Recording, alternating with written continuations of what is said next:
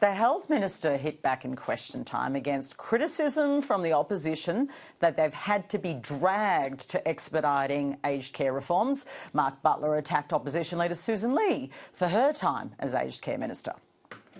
I wonder who the minister was. I wonder who the minister was who failed to deliver the mid-decade reform that was set out in that 2012 piece of legislation that I agreed with Mr Dutton. I wonder who the minister was who in her entire tenure did not deliver a single additional home care package, a big fat donut. I want to bring in my political panel for today. Bridget McKenzie is the National Senate leader and Peter Khalil is the Assistant Defence Minister. He just revealed that Bridget McKenzie and I are similarly dressed. It's a thing, PK. It's a thing. We coordinated this morning, didn't we? All right, let's start on this change in position. Is this your first win as an opposition? Well, I think it's a welcome backflip by the government and we'll take the win on behalf of older Australians. It's great to see the government actually release those support packages that we've been demanding they do. It's good news because we know 5,000 older Australians have passed, waiting for those packages to be released, and the government hasn't released any this financial year. So it's a really good win. It shows what happens when oppositions do their job in a democracy like ours and pushes the government to the right position. So it's a win for older Australians and we're happy to do it for them. Sam Ray, the Minister, will join me, so I'm not going to labour on this, but I will ask you, was it their pressure that made you capitulate? Because you could have announced it at the start of the week. Correct. Bridget's all characterising everything about a win for her and her party. No, it is about older Australians, and this is about older Australians, and we're reforming the home care and aged care system that needs reform. There's been a doubling almost over 5 years of home care package program to about 300,000 placements, and we've actually worked through 83,000 now. I'm glad that there's bipartisan agreement in the Senate. That's the Senate's role, and you're in the Senate, Bridget, so well done to get bipartisan agreement to actually pass this package because it's much needed, and we're going to have 20,000 home care packages delivered before the 1st of November, another 20,000 before the 31st of December, and the remaining 43,000, which we've gone through in the first 6 months of next year, and that is a good win for older Australians. OK, I want to move to the images we're seeing unfold in China, and this is a big military sort of parade, and there has been a picture of Dan Andrews with some pretty savoury Putin, characters. For instance. We're not great fans of Putin. Will you condemn him? Do you think it's the wrong decision he's made? Patricia, former politicians are private citizens, and it's a matter for them to determine what events they attend. I think we can agree on that. Would you have been in that photo? It is interesting that the opposition and the coalition are making such a big song and dance about this because in the 70th year anniversary, which was a similar big parade, they sent a government minister, Michael Ronaldson, a Liberal government minister, to attend. We, as the Prime Minister said today, have sent some of our diplomats to attend those events.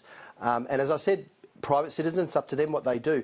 I can say the government was not informed by any private citizens about their travel to this parade. So just to be clear, you're saying Dan Andrews didn't tell the government, I will be attending? I can say the government was not consulted or informed about their attendance at these private, private citizen at these events. He was a Victorian Labor Premier not that long ago. Isn't that unusual? Well, the Premier of Victoria is actually Jacinta.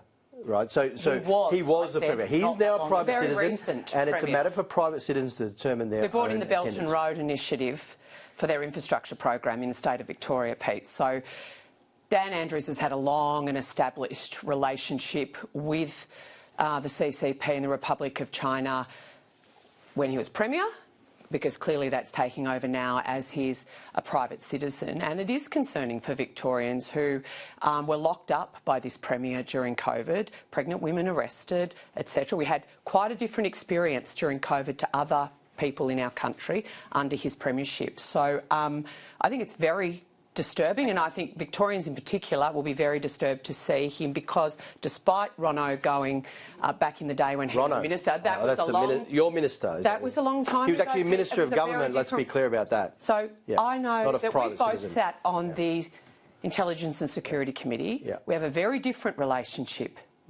with China, at the moment, and the strategic challenges that our country faces in this region are very different a decade on from that. So I just want to put that on the record. I'll tell you something about the difference between our government and the opposition when it comes to relationships. We have rebuilt the relationship with a very important economic partner. We've got the balance right. We haven't dog-whistled. We haven't used it for domestic political point scoring. We've been adults in the room. We're balancing our relationships, our strategic relationships, our security relationships. Doesn't look very balanced and we have got results. We have got results, mate. Bridget, for your constituency when we're talking about getting rid of tariffs on lobsters, on other agricultural products which benefit your people. Okay, but the government says they weren't told by a private citizen, i.e. Dan Andrews. Fair enough? I mean, well, I take the government at their word. So yeah, but I think it points to we've got other premiers who've all headed over to Beijing over the last couple of years. You know, I think it is right and welcome, the tariff reduction, obviously, but let's not kid ourselves, the conversations that our security agencies and others are having. Now, extremism, we've been talking about the implications of those rallies on the weekend, neo-Nazis, which is, you know, obviously really concerning for very obvious reasons for any student of history. This is a very, very concerning development. The Prime Minister has warned that you shouldn't be, you know, playing with this sort of stuff when you've been pursuing your side of politics, him being followed by people who are anti-renewables out of Ballarat. He does make a point about extremism. He was chased. Was that appropriate behaviour? Patricia, I was at that rally. In fact, I arrived in a tractor with hundreds of farmers who aren't anti-renewables. Let's be very clear what the rally was about. The reduction of private property rights of these farmers. People will now be able to come onto their land without permission. Okay, I get all of that. Well, I'm not sure your viewers do, because the way it was framed is as if it was this anti-renewable rally, and it wasn't. I am very concerned that the Prime Minister is taking people's right to protest against government's heavy-handed approach and policies that are impacting their social, economic and environmental health, and now we're not. That's going to be extreme. Loving your country, loving your land, they chased him, doesn't make you an extremist. But they chased him, right? Well, the footage from the Herald Sun shows that tractors following the Prime Minister's car, obviously. But you don't think that's a big deal? Well, I think the Prime Minister was also concerned about a woman and being standing up inside the Bush Summit with a noose around her neck. Now, the Prime Minister shouldn't have been seeing that as a threat to himself or his person or any of his ministers. I think what she was showing was that there is a social, mental health impact of this government's policy and their ideological pursuit. And where else do these people... I've sat in these homes out in tiny towns of 99 people with 200 coming into town to have these conversations. They feel helpless and hopeless, and so I think it's very reasonable that they peacefully protest. I'll give you a right of reply and then we're out of time. You know, I'm appalled with what I've seen. And, you know, and in Victoria we've seen the neo-Nazis. And I remember in the 80s in high school having to deal with skinheads and neo-Nazis and the violence when I was a high school student. I thought that was history. And communities that I represent, who are very diverse, that basically represent and reflect modern Australia, are really concerned. And we always hear everyone say there's no place for this hate in Australia. I agree with it. I'm sure Bridget agrees with it as well. But if that's to be true, we have a responsibility to... Let me finish. You had you go. We have a responsibility to make sure there's no place. And that means calling out racism and calling out extremism when we see it as political leaders. So, Pete, in the Senate, and if you just don't... Let me fit... Party vote against a motion that condemned both extremists on the left and extremists on the right. You're on the centre-right in Australian politics, I'm on the centre-left, but there's one thing that is the same, that's the centre.